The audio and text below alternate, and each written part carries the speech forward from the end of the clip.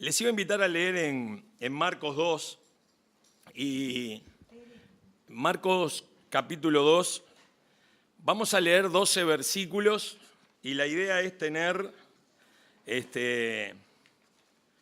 algunas palabras claves como para llevarnos en el iPad de la dama y el notebook del caballero. Antes los vendedores decían lo que no debe faltar en la cartera de la dama y en el bolsillo del caballero. Después mutó, los caballeros usaron carterita y ahora ya ni agenda de papel. Quedamos algunos fósiles como yo que tenemos agenda de semana a la vista y ya no podemos ni rezongar a los adolescentes que sacan un celular porque tienen varias traducciones de la Biblia en el celular, ¿no? O sea que la idea es, para ayudarnos a seguir masticando la palabra de Dios durante la semana, de estos 12 versículos que vamos a leer, tomar de pronto 3 palabras claves y algunos desafíos para que el Espíritu Santo pueda seguir trabajando en nuestras vidas a través de su palabra.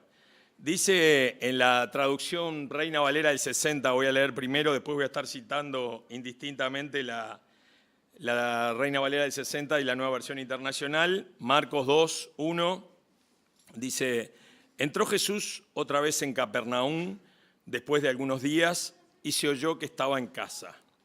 E inmediatamente se juntaron muchos, de manera que ya no cabían ni aún a la puerta. Y les predicaba la palabra. Entonces vinieron a él unos trayendo un paralítico que era cargado por 4. Y como no podían acercarse a él a causa de la multitud, descubrieron el techo de donde estaba y haciendo una abertura bajaron el lecho en que yacía el paralítico. Al ver Jesús la fe de ellos, dijo al paralítico: Hijo, tus pecados te son perdonados. Estaban allí sentados algunos de los escribas, los cuales cavilaban en sus corazones: ¿por qué habla este así? Blasfemias dice. ¿Quién puede perdonar pecados sino solo Dios? Y conociendo luego Jesús en su espíritu que cavilaban de esta manera dentro de sí mismos, les dijo: ¿por qué caviláis así en vuestros corazones?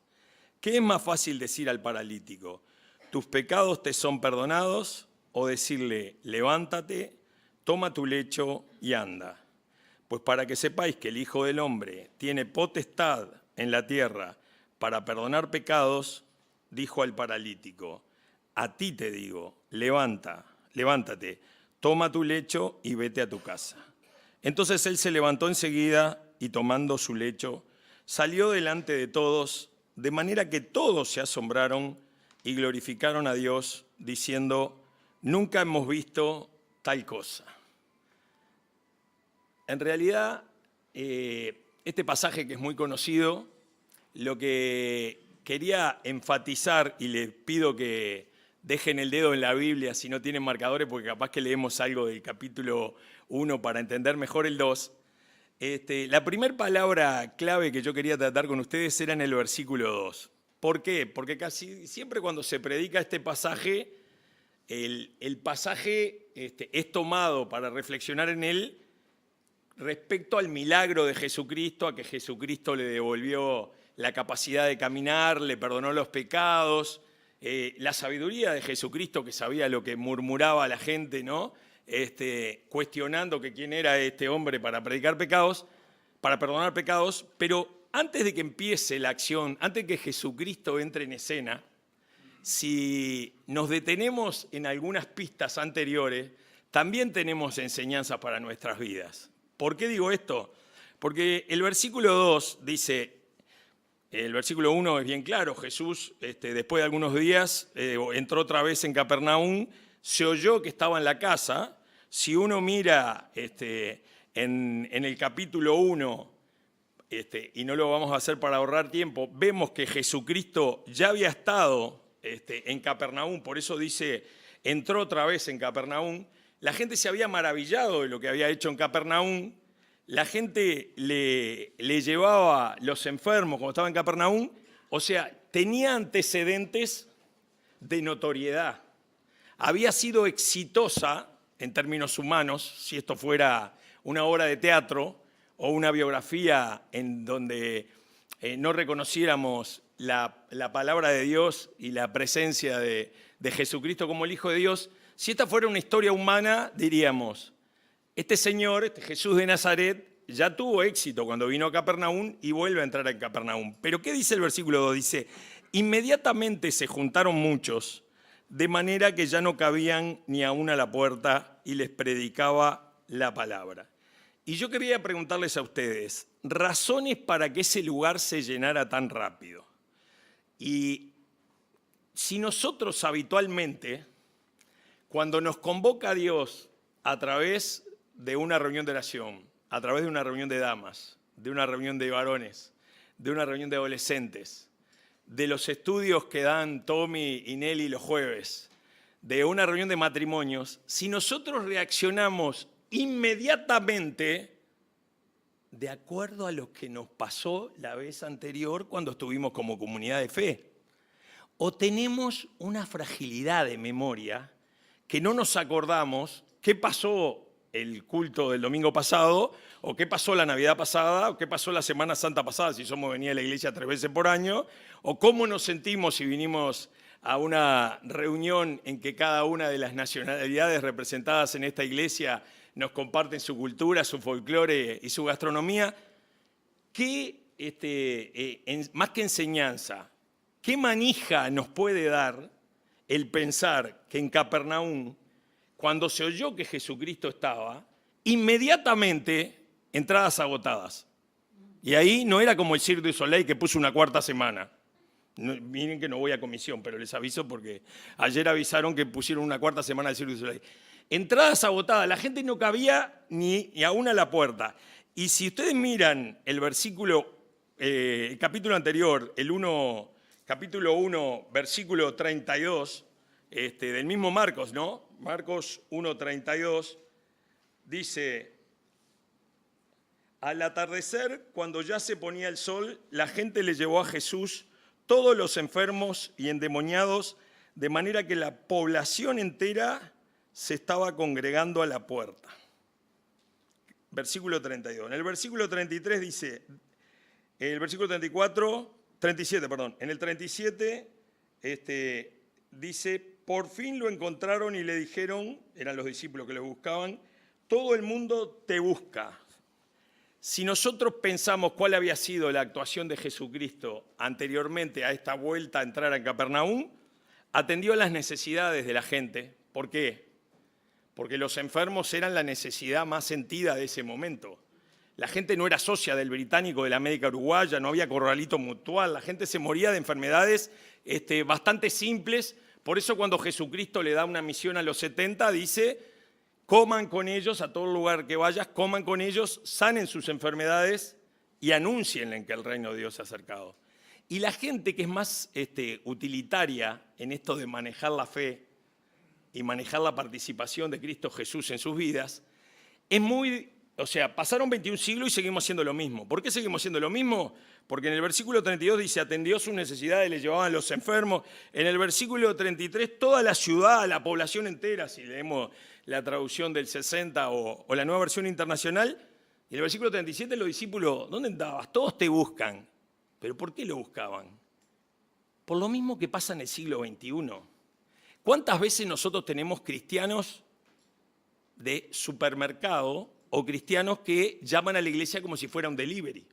Acá tenemos gente que se ha congregado durante un tiempo, se fue y cuando hay un enfermo llama y aparece en el boletín. Oren por mi mamá, por mi abuela, por un concurso, estoy buscando trabajo, por mi sobrino que chocó. Y yo digo, y me lo pregunto a mí, mi memoria es tan frágil que no tengo en cuenta lo que pasó la última vez que me reuní en nombre de Cristo con hermanos y hermanas como ustedes, como para que me siento autosuficiente y cuando tengo alguna necesidad vuelvo. Qué buen ejemplo de Capernaum, que entró Jesucristo de vuelta y no había lugar ni para dónde entrar. ¿Por qué?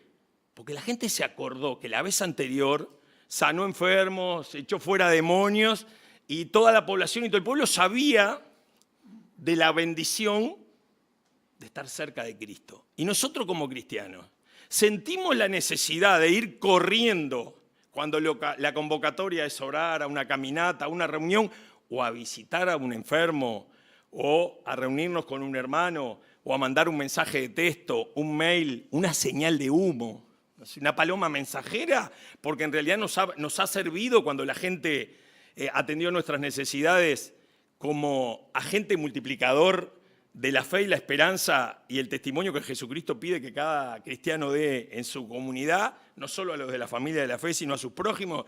Es una pregunta que coloco y cada uno contestará si inmediatamente quiere estar cerca de Cristo porque la última vez no fue bien, o somos tan frágiles de memoria que vamos a hacer una llamadita tipo delivery, a quien hace el calendario de oración, orá porque necesito esto, ¿no?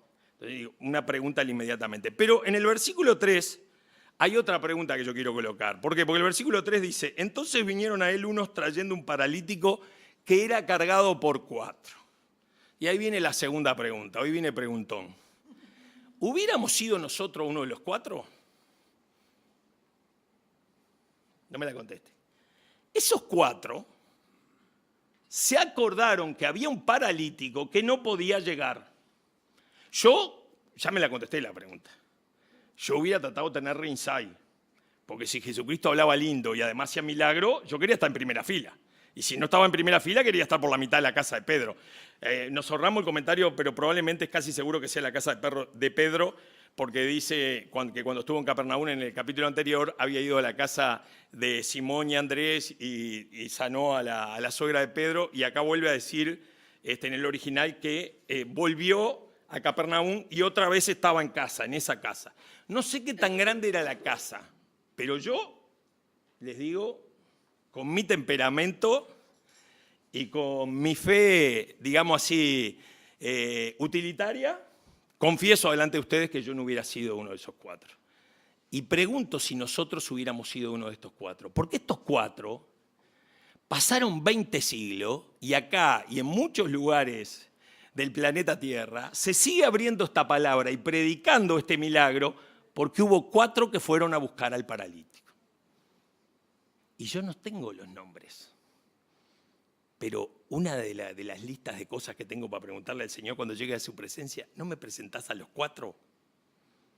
Porque hay muchas cosas que en realidad sacuden mi vida y son un ejemplo que me hace sentir pequeño y de pedirle al Señor, dame fuerza, ¿para qué? Para ser parte de la solución y no del problema. Porque los que ya habían visto los milagros de Jesús, los que ya habían visto que toda la ciudad y todo el pueblo quería estar cerca del que echaba fuera demonios y sanaba a los enfermos, obviamente que con más memoria que muchos de los cristianos siglo XXI de nuestra ciudad, no estoy hablando de esta iglesia, estoy hablando de la ciudad, con esa frágil memoria de volver a congregarse, con el solo resultado o efecto de saber que la última vez que estuvimos reunidos en el nombre del Señor, Él nos bendijo, y a veces nos tienta la televisión, y a veces nos tienta el aire acondicionado, y a veces nos tienta la playa, y a veces nos tienta la hamaca paraguaya, y a veces nos tienta una película que está buena y que anunciaron, o lo que sea.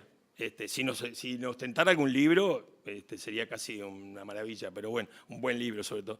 Pero digo, yo no sería uno de estos 4, y estos 4 son los que escriben la historia porque son esos héroes anónimos que no tienen micrófono, pero que son los que, como decimos siempre, entre culto y culto, entre domingo y domingo, entre que el pastor dice amén cuando van a terminar este culto y arranca el grupo de alabanza, coro u otros hermanos que cargaron la alabanza el domingo que viene, no sé si Álvaro, si Eduardo o si Fernando Fon, quien sea, entre medio pasan cosas. Y hay gente como estos 4 que son parte de la solución y no del problema, que son vehículos para acercar la gente a Cristo, que son agentes multiplicadores de fe y de esperanza y de amor, porque hay que tener amor para en lugar de estar en primera fila, buscar a otros 3 para traer a uno de arrastro, ni siquiera con una silla de rueda con la ruedita bien lubricada, y ni siquiera con caminos pavimentados, caminos polvorientos, camillas pesadas, ¿no? Y qué bueno que estos 4 nos enseñen que sin el orgullo y la vanidad de que ni siquiera la palabra de Dios diga sus nombres, hoy estemos reflexionando, al menos en oraciones lo que entendí que podía compartir con ustedes, si nosotros hubiéramos estado ayudando a otro a acercarse a Cristo, hubiéramos ido nosotros corriendo para tener Ringside. A veces, una de las cosas que aprendí del maestro Oscar Moreira, que estudió, ¿dónde está Gloria? Ya fue compañero de seminario de Gloria y hace pocos meses pasó a la presencia del Señor. Un día le preguntó uno de los alumnos, maestro, le decía maestro, era el director del Colegio Bethesda, si yo voy me estoy preparando para ir a la reunión de predicación de la iglesia y alguien me llama que hay un enfermo para cuidar, ¿tengo que ir a la reunión o tengo que ir a cuidar al enfermo de la vecina o tengo que ir a llevarla en un taxi al hospital? No, dice. Tú tenés que servir al prójimo porque es tu manera de ser cristiano. No tenés que marcar tarjeta en la iglesia corriendo si te podés ser sal y luz con el vecino, con la vecina, ir a donar sangre o ir a cuidar a un enfermo. Y siempre me impactó esta respuesta del maestro porque era absolutamente fundamentalista en el buen sentido de la palabra, no como un rótulo barato de riguroso de la palabra de Dios. Y en realidad, tiempo después, leyendo este pasaje, dije... el maestro lo entendió bastante antes que yo, que estos 4 no estaban en primera fila porque había alguien que traer y había testimonio que dar y servicio para hacer. En el capítulo 4 hay otra, o sea que inmediatamente era la primera palabra que nos provocaba, la segunda era si seríamos alguno de los 4, y en el cuarto versículo hay una palabra clave acá. Como no podían acercarse a él a causa de la multitud, descubrieron el techo de donde estaba. Y haciendo una abertura, bajaron el lecho en que yacía el paralítico. Y acá la palabra es multitud. ¿Por qué? Porque la multitud separaba a quienes querían llegar a Cristo de donde estaba Cristo. Y uno podría decir, ¿quiénes estaban en la multitud? Y uno podría pensar, la multitud hoy día, ¿qué son? Los obstáculos que me separan de Cristo. Son las barreras, los impedimentos, las excusas, las dudas, las quejas, la autosuficiencia, el orgullo, las heridas abiertas, el rencor y un montón de etcétera que cada uno pondrá como los motivos por los cuales siempre hay una multitud de razones que explican. Y yo soy muy de decir, bueno, tal cosa se explica, no se justifica. Hay una diferencia de explicar. ¿No? Entonces a veces de repente un jugador se disculpa. El otro día vino un partido de fútbol que el juez hizo así como diciendo, tienen razón, me apuré a cobrar foul y me di cuenta que tenía que haber dejado ley de ventaja. Un juez en un partido de fútbol le hizo al jugador como diciendo, tenés razón, ley de ventaja, me apuré a cobrar. ¿No? Se justifica el error y bueno, él lo explicó el error. Yo diría, en esa multitud de cosas que cada uno tiene en su proyecto de vida personal, que nos separa de Jesucristo, y no es lo mismo quejarse que dudar, no es lo mismo tener heridas abiertas que rencor, porque la herida nos daña a nosotros, el rencor también nos daña a nosotros, pero el objeto del rencor es quien nos hirió, y bueno, y los impedimentos, las barreras y los obstáculos pueden ser de cualquier índole, espiritual, sentimental, humana, física, profesional, laboral, académica, pero acá, en este pasaje, ¿quiénes estaban en la multitud? Yo pensé, en la multitud había 3 tipos de personas. En la multitud estaban los cristianos, los que ya habían escuchado a Jesucristo y habían creído en su palabra. O sea que los cristianos también pueden ser un obstáculo.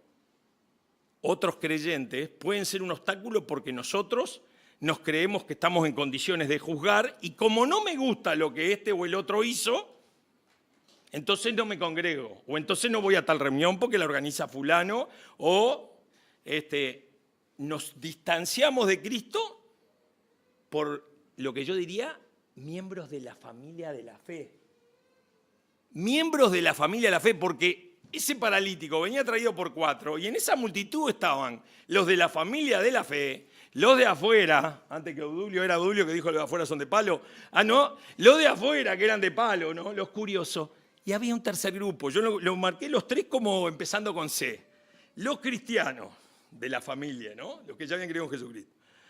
o podemos decir los creyentes en lugar de los cristianos, sí, porque cristiano es andar en el mundo de la manera de Cristo, y creyente es quien creyó una vez y a veces le cuesta crecer, ¿no? Los creyentes, los curiosos, o sea, los de afuera, y los críticos. Porque si seguimos leyendo más adelante, los escribas, ¿quién es este para perdonar pecado? Que la ley de Dios en el Antiguo Testamento, en la palabra que ellos tenían, porque no tenían todavía el Nuevo Testamento, el Evangelio no existían las 4 biografías que se escribieron de la vida de Jesús, Mateo, Marcos, Lucas y Juan. No. Entonces, ¿qué decía la ley? Que nadie perdona pecado. O sea que en la multitud están los que nos critican, o los que critican a Cristo, mejor dicho, están los de la familia y están los de afuera. Entonces, ¿qué pasa con la multitud? ¿Cómo sorteamos la multitud? Hace mucho tiempo, ya ni me acuerdo dónde, leí una frase que la memoria es algo mágico porque uno no se acuerda de cosas que tenía en la memoria, que la tiene en el disco duro y aparecen en la bandeja de entrada y gracias, Señor. Ya no sé si era un marcador en una feria del libro que decía, no se puede pactar con las dificultades, hay que vencerlas. Y yo digo, ¿qué hacen los uruguayos y la viveza criolla? Permiso, y gran, ¿no? El codo, ¿no? El codo para llegar adelante, ¿no? En un espectáculo, me imagino los que están parados en una cancha, en un recital que no les tocó ni butaca ni numerada, el tema es, vamos a codearnos con la multitud para ver si vemos a Mick Jagger, o si vemos a Madonna, o si vemos al cantante de Maná, ¿no? O al vocalista no te va a gustar, vamos a codear.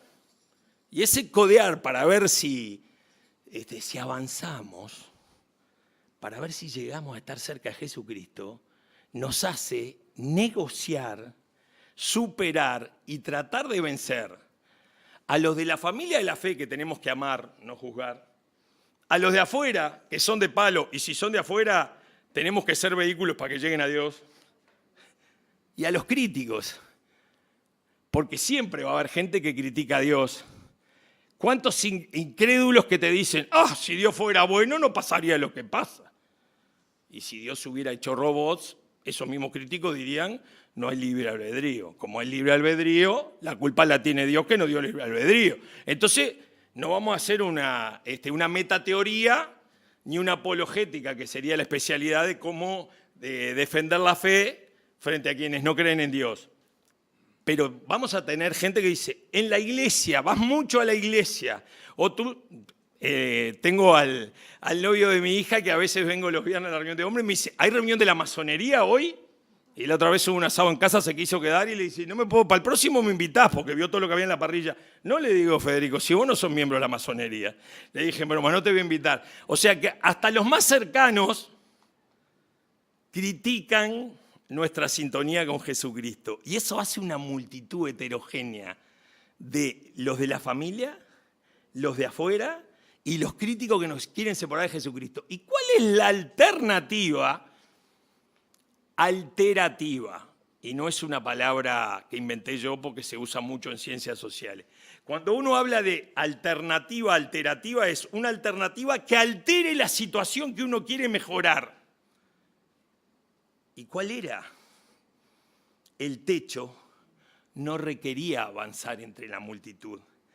El techo era la alternativa por encima, era la alternativa por arriba, era la alternativa levantando la mira.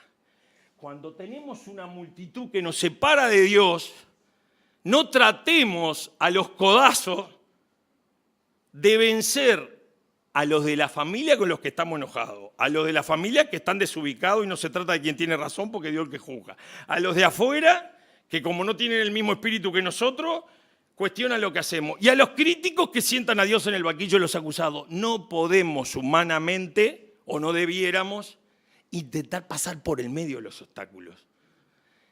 El techo, arriba, encima, levantar la mira, es pedirle a Dios que nos dirija cómo llegar. Es Dios el que tiene la solución y no nosotros que tenemos que inventar de vuelta el agua tibia. Es Dios el que no solo escribió la Biblia como manual de cómo debemos entonces vivir, Así se llama una serie de Francis Schaeffer que la citó el predicador el domingo pasado, y yo estaba sentado por ahí por donde está Leonardo y me puse contentísimo porque me acordé cuando leía más que ahora. Y Francis Schaeffer es absolutamente recomendable. Tommy se ríe porque también lo conoce, que tiene una serie que dice ¿cómo debemos entonces vivir? Y está orientada a los que tienen fe y tienen el bombardeo del humanismo, el comunismo, el capitalismo, el socialismo, el cooperativismo y todos los sismos que reniegan del cristianismo. Y yo digo, esta sabiduría de estos cuatro, que no hicieron la de la viveza criolla, y cuando digo viveza criolla, yo he visto en conferencias gente que se cuela atrás de un fotógrafo. Como cuando si estuviéramos en Avenida Italia, nos paró el semáforo de Caldas y le digo, Guille, atrás de la ambulancia. ¿No? Y la viveza criolla no sirve para estar cerca de Dios. Servirá para lucirse con los amigos o para colarse en una cola. Pero cuando hay una multitud de problemas, hay que elevar la mira, hay que pedir la dirección de Dios y hay que buscar las alternativas de arriba, superiores, de encima, que no nos enredan en esas dificultades con las que no se puede pactar. Hay que pasarle por arriba a las dificultades, porque no hay mayor dificultad que la muerte, y Cristo resucitó. Y si pudo con la muerte, ¿no va a poder orientarnos a nosotros a cómo sortear alguna multitud de obstáculos que son bastante grandes para nosotros, pero insignificantes para el poder de Dios y el sacrificio perfecto de Cristo? Tenemos un versículo más que quería compartir con usted, en realidad dos más, pero el 5 dice, al ver Jesús la fe de ellos, dijo al paralítico, hijo, tus pecados te son perdonados. Y yo me anoté acá, la fe de ellos, no la fe del paralítico. Y en esto que estamos trabajando y que el pastor siempre en el boletín nos pone exhortaciones bastante frecuentes para la oración y para la caminata de oración, el precioso estudio que nos dio Nelly, la agenda que pasa a Florencia acá y es una bendición cuando explica cómo le vamos a hacer, yo pensé, en realidad, la fe del que no está enfermo es tan importante como del que está enfermo. Porque la palabra de Dios no dice, al ver Jesús, la fe del paralítico. No, de ellos. Y me vino como un ataque le podría decir como una angustia pero entonces a mí, yo tendría que orar más por la gente que está mal. Porque no solo que Dios va a actuar porque el que está mal tiene un hilo de esperanza de que Jesucristo puede hacer un milagro, sino que mi fe también ayuda. Porque Jesucristo dijo, al ver la fe de ellos, no solo el paralítico. Entonces cuando uno ora por alguien, ahora no está Norín, hemos estado orando por Norín y vino. Norín tiene una hermana en Venezuela. Norín es prima hermana de mi esposa. Ayer fuimos a buscar a Glenis al aeropuerto porque el hermano, son tres hermanos, Daniel, Norín y Glenis, que vive en Venezuela. Vieron tan mal a Nair que llamaron a la hermana para que se viniera a despedir y estaban pensando cuándo enterrábamos a Nair y en qué cementerio. Y Nair está mejor y bromeaba ayer con Glenny. Y yo digo, hoy volví a leer esto, que hace como 3 semanas que lo vengo masticando y orando, y digo, y deben ser las oraciones de los nietos que adoran a la abuela, de los 3 hijos de Nair, que no se vaya la abuela todavía. No sé si Nair se va a ir dentro de media hora o dentro de 2 meses, pero vino una hija para despedirse y está mejor. ¿Por qué?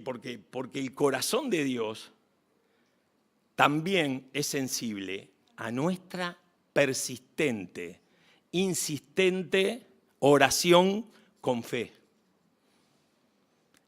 Y cuando Dios decide no intervenir, decide no intervenir.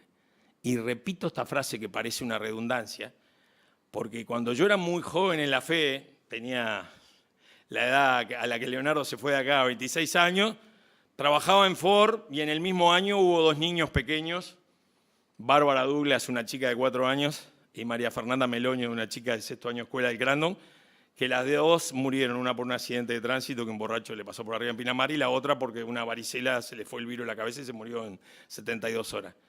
Y yo era el único cristiano entre mis compañeros de Ford y me decían, ¿y vos seguís creyendo en Dios? ¿Cómo le podés creer a Dios y seguir yendo a la iglesia? Cuando no impidió que se muriera Bárbara y no impidió que se muriera María Fernanda. Y yo lo único que en ese momento me salió a contestarle, no tengo respuesta ni explicaciones, solo tengo dolor y no sé por qué Dios decidió no intervenir. Ahora, como decía Job, ¿recibiremos de Dios lo bueno y no lo que nos duele? Lo que nos corresponde es orar, lo que nos corresponde es tener fe y lo que nos corresponde es ir a buscar al paralítico, al vecino, al amigo, al compañero de trabajo y que Jesucristo y que Dios, en su gran misericordia, en su inagotable bondad y paciencia, viendo la fe nuestra y de la persona por la que intercedemos, decida intervenir. Porque tiene la autoridad para decidir no intervenir. Y no tengo el porqué, pero le sigo creyendo a Dios y sigo creyendo en Dios. Por eso la fe de ellos es clave. Y en el versículo 9, ¿qué es más fácil? ¿Es más fácil decir al paralítico, tus pecados te son perdonados? O decirle, levántate, toma tu lecho y anda. Y aquí podemos ver que hay como dos regalos de Cristo. El perdón de pecados como un regalo, como un don espiritual. Dios perdona nuestros pecados y quiere perdonarlos por medio de Jesucristo. Y después un efecto visible, levántate, toma tu camilla y anda. Esos efectos visibles requerían de tres cosas. Levántate es una decisión. Tenía que confiar y levantarse y que las piernas lo sostuvieran. Tomar la camilla requiere que nuestra fe tenga convicción. La camilla era lo que necesitábamos cuando no tenemos a Cristo. Y muchas veces a mí me duele cuando hay cristianos que añoran lo que hacían cuando no eran cristianos, como que me perdí las orgías, me perdí las borracheras que crack era antes. ¿Qué dice acá? Llévate la camilla.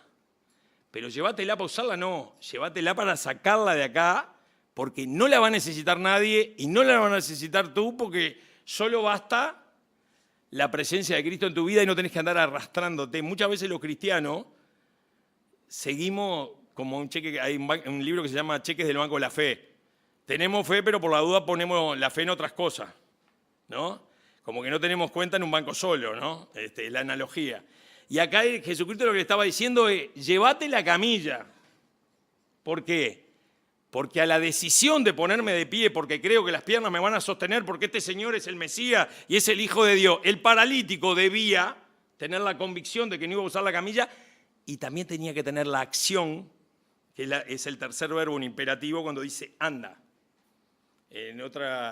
Luego después dice en el versículo final, dice vete a tu casa. Pero la salvación de Dios, el milagro, es que en nuestra vida hay un efecto espiritual, que es el perdón del pecado, es el sacarse un peso de encima porque saber que Dios oye nuestra oración, que tiene sentido llamarle Padre y que nuestros pecados quedaron en la cruz del Calvario. Y el efecto visible, diría yo, tangible, de tomar una decisión, de quemar las naves de los dioses o los ídolos que teníamos antes de aceptar a Cristo, que no nos venga una nostalgia aparentemente santa o inocua de acordarnos las travesuras que hacíamos sin Dios y de andar, de actuar, de hacer. Porque si fuéramos jubilados pasivos, hay jubilados activos, y acá conozco muchos jubilados activos, pero lo que no quiere Dios es que tengamos pasividad, pasividad de inactividad, y decir. O sea, no está mal ser jubilado y no tener un empleo, porque ya trabajaste muchos años en tu vida, pero la acción es el anda, ¿no? El camina y el movete, que Dios muchas veces nos dice. Y en el versículo 12, con esto termino, que dice, jamás habíamos visto tal cosa, dice en la Reina Valera del 60, y en la Nueva Versión Internacional dice, jamás habíamos visto cosa igual, ¿no? Quedaron asombrados y comenzaron a alabar a Dios. Y acá volvemos a la primer palabra clave.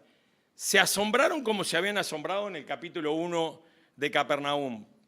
¿Por qué? Porque Jesucristo volvió a hacer el milagro completo. Perdonó los pecados y restituyó las facultades de caminar del paralítico. Y a su vez vio la fe de ellos. Entonces, es maravilloso cómo en tan pocos versículos tenemos como la hoja de ruta para vivir la fe y ser cristianos y no solo creyentes. ¿Por qué? Porque nos habla de que tenemos que tener fe y ayudar a aquellos que queremos y aún no la tienen y que precisan la sanidad física, pero por sobre todo la sanidad espiritual.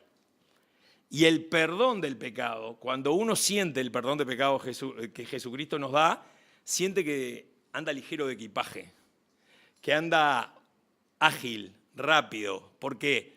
Porque nadie nos puede echar en cara lo que hicimos sin Dios, porque Dios se olvida de nuestros pecados, porque el perdón que nos da Jesucristo es perfecto. Por eso yo quería invitarles, más allá de las preguntas que hice, si en esta noche alguien siente que no ha tenido ese perdón de pecados, el sobrenatural, el no visible, porque es un regalo espiritual, que es darnos el alivio de saber que volvemos a la comunión con Dios, darnos el alivio de saber que Dios oye nuestras oraciones, porque estamos reconciliados.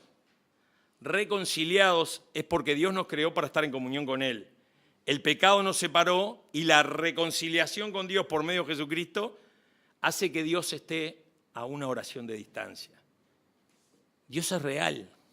Yo hablé con Él hoy y hace días que hablo con Él y hace años que hablo con Él. Y sé que muchos hermanos hablan diariamente con Dios. Ese Dios real tiene el mismo poder 20 siglos después para que dejemos las camillas, para que quememos los apoyos efímeros y humanamente creados para que Dios no tome el control de nuestra vida, porque realmente Dios quiere que nosotros tengamos la plenitud de una salvación. Por eso Jesucristo, cuando dice que es más fácil, los está provocando a los críticos y a los sabios de la época, porque las dos cosas eran no solo difíciles para ellos, eran imposibles. Los que criticaron a Jesucristo no podían perdonar pecados. Lo estaban tratando de blasfemo porque había dicho eso. Y tampoco podían devolverle el andar al paralítico. Y Jesucristo pudo hacer las dos cosas. Pero para que Jesucristo tome sentido en tu vida, el peaje por el que hay que pasar no lo tenemos que pagar. Es gratis.